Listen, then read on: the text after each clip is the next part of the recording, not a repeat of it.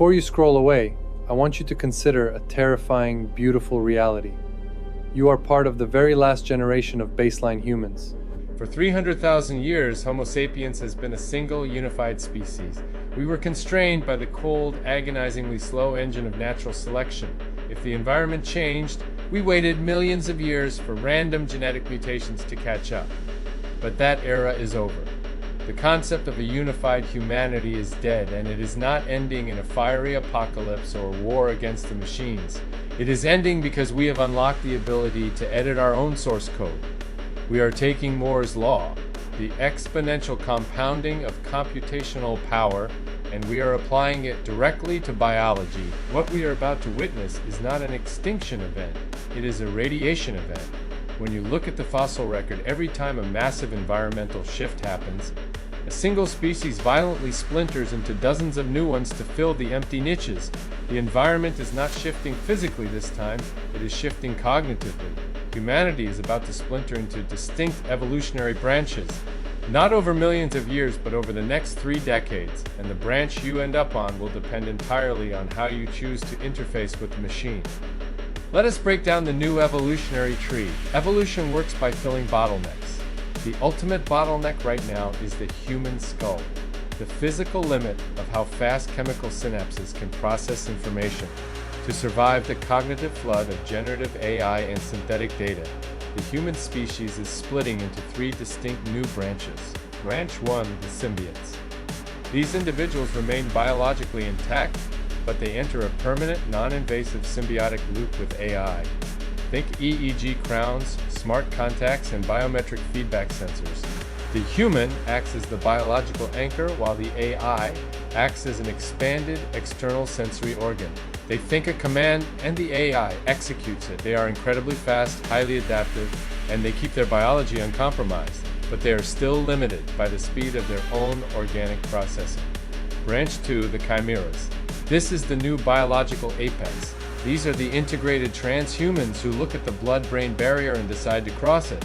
They install neural laces, cognitive coprocessors, and synthetic organs.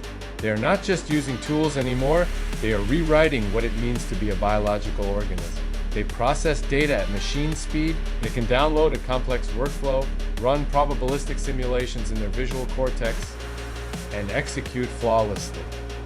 In the wild, apex predators take the top of the food chain because they are the most efficient at processing calories. The chimeras will take the top of the cognitive food chain because they are the most efficient at processing data. Branch 3, the substrate-independent. This is evolutionary escape velocity. These entities shed the biological body entirely.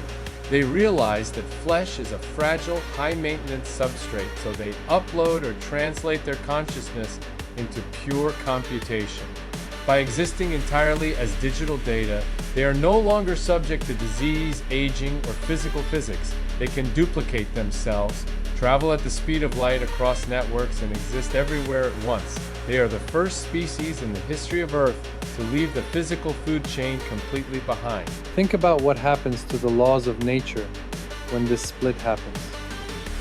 Global civilization is built on human rights. But human rights assume a single baseline biology. When a single primate species splinters into digital gods, integrated cyborgs, and baseline mortals, the legal framework of reality collapses. If a substrate-independent entity clones its consciousness across 3 different servers, is it 1 organism or 3? Does it get 1 vote or 3 votes? If a data center goes offline and wipes out a localized digital mind, is that property damage or is it manslaughter? We will not just be arguing about labor laws or tax codes, we are going to have to invent an entirely new philosophy of sentience. We will have to transition from protecting human rights to protecting sentient data.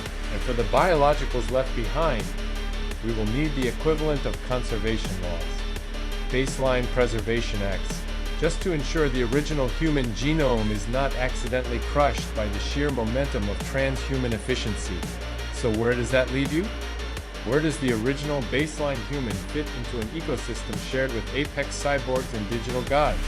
They survive the exact same way they always have, by mastering their environment. The sovereign baseline refuses to alter their genome. They refuse the invasive neural link, but they do not survive by rejecting technology. They survive by building an exoskeleton. Instead of putting the machine inside their bodies, they build massive localized compute environments. They command local, multi-node GPU pipelines. They run their own AI swarms on sovereign hardware. They stay biologically pure, but they wield machine-level leverage. For the sovereign human, the physical air gap, the screen, the mechanical keyboard, the server rack, is not a weakness or a bottleneck. That friction is their evolutionary firewall. It is the boundary that guarantees they still own their own minds. They treat AI not as a piece of themselves, but as an external tool that they wield with absolute authority. The concept of a single humanity is over. We are looking at a shared planet populated by multiple intelligent species, all originating from the exact same ancestor. But here is the brutal truth. We are about to hand godlike cognitive leverage to a species that is currently failing to manage its own baseline.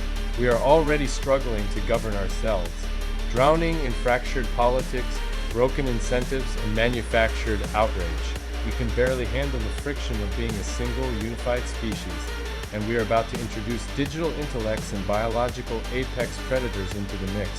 If we are going to survive this speciation event, we have to elevate our standard of thought right now. This is not about winning tribal arguments or being right on a timeline. It demands a desperate, collective pursuit of knowledge.